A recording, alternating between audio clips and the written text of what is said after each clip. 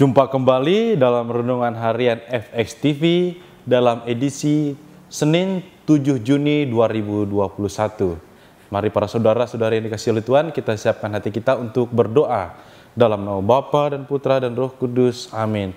Tuhan sumber kehidupan, terima kasih untuk segala berkat rahmat yang Kau berikan kepada kami. Mohon pencurahan Roh Kudus-Mu Tuhan ke dalam hati kami, pikiran kami, agar pada hari ini kami senantiasa bertindak sesuai dengan kehendak-Mu sendiri. Dan bimbinglah kami ya Tuhan, agar kami semakin hari mampu menemukan kebahagiaan dalam Engkau sendiri, agar kami pun selalu bersuka cita untuk setia di dalam kasih-Mu Tuhan. Dimuliakanlah nama-Mu kini dan sepanjang masa. Amin. Dalam nama Bapa, Putra, dan Roh Kudus. Amin.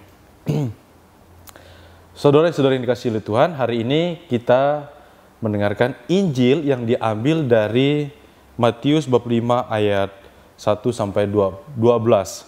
Dalam Injil ini mengisahkan tentang kebahagiaan, di mana Yesus mengatakan, "Berbahagialah orang yang miskin di hadapan Allah, karena merekalah empunya kerajaan surga. Berbahagialah orang yang berduka cita, karena mereka akan dihibur," dan sebagainya. Nah, konsep kebahagiaan yang diungkapkan atau dijelaskan oleh Yesus ini unik. Kalau kita lihat berdasarkan kacamata kita sebagai manusia yang serba memikirkan hal-hal duniawi, dan itu buat kita agak bertentangan. Kenapa? Karena kita hidup butuh yang namanya makanan, butuh yang namanya duit, bahkan mungkin kita butuh yang namanya pacar, apalagi ya kan, suami istri saling membutuhkan.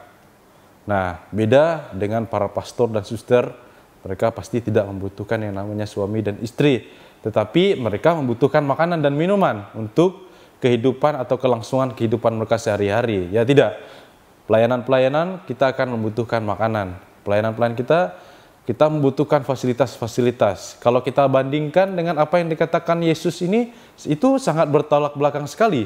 Karena Yesus mengatakan, berbahagialah mereka yang miskin.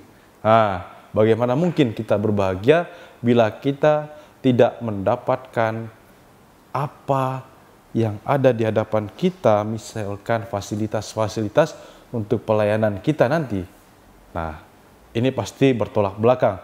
Tapi ternyata konsep kebahagiaan yang dimaksudkan oleh Yesus ini jauh berbeda dari apa yang kita pikirkan. Nah, lihat saudara yang dikasihi Tuhan, Yesus punya cara lain untuk menunjukkan kepada kita bahwa kebahagiaan tidak pernah diukur dari harta benda, tidak pernah diukur dari hal-hal yang material, tetapi kebahagiaan yang dimaksudkan oleh Tuhan Yesus adalah ketika kita menyerahkan diri kita sepenuhnya kepada Tuhan, menganggap diri kita rendah, menganggap diri kita miskin di hadapan Allah, bahwa kita ini adalah manusia yang rendah, manusia yang lemah di hadapan Allah, maka kita akan berbahagia di hadapan Tuhan sendiri. Lihat saudara yang dikasihi Tuhan, ternyata kebahagiaan itu ketika Anda dan saya benar-benar memberikan diri Anda kepada Tuhan, benar-benar menyerahkan diri Anda secara total, bahwa kita adalah manusia yang tidak berdaya di hadapan Tuhan.